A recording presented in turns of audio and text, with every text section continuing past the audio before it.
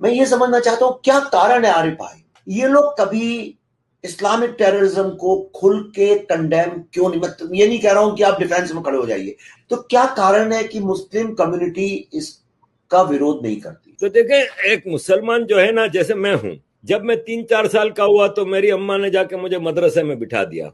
مجھے جو پہلا سبق پڑھایا گیا کہ تم افضل ہو کیونکہ تم کلمہ پڑھتے ہو لا الہ الا اللہ محمد رسول اللہ. یعنی وہاں سے مجھے سپیریئرٹی کمپلیکس آ گیا کہ میں افضل ہوں، میں کریکٹ ہوں، باقی سب غلط ہیں. آگے مجھے سکھایا جاتا ہے کہ تم مسلمان ہو اس لیے تم بہتر ہو، چاہے تم دنیا میں کتنے بھی گندے کام کر جاؤ تم جا کے جنت میں بیٹھو گے.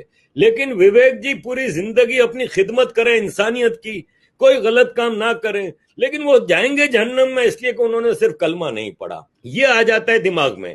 اب ہماری ایک ذمہ داری باندھی جاتی ہے بچپن سے، مدرسوں میں، اسکولوں میں، ڈیلی لائف میں، پیرنٹس ہوئے، رشتہ دار ہوئے، کہ تمہارا فرض ہے کہ تم غیر مسلموں کو مسلم کرو اور جو بھی تمہارے راستے میں آتا ہے اس کو مار دو. طالبان کے کتنے کمانڈرز نے ابھی ٹیک اوور کے بعد یہ بیان دیا ہے کہ شریعت گلوبل ہے اور یہ پوری دنیا میں ایک دن لاگو ہوگی. جب یہ مائنڈ سیٹ ہو، اور یہ majority of very vast majority of مسلمانوں کا مائنڈ سیٹ ہے یہ، کیونکہ بچپن سے ہماری بریڈنگ ایسے ہوتی ہے. اب جیسے پاکستان، انڈیا، بنگلہ دیش کے مسلمانوں کا ایک اور بڑا مسئلہ ہے کہ ہمارے ذہن میں ایک کیڑا ڈال دیا جاتا ہے بچپن سے، غزوہ ہند، کہ ہمارے نبی پاک نے کہا تھا کہ قیامت اس وقت تک نہیں آئے گی جب تک انڈیا کا ایک ایک مندر نہیں ٹوٹ جائے گا اور انڈیا کا ایک ایک انسان مسلمان ہو جائے گا.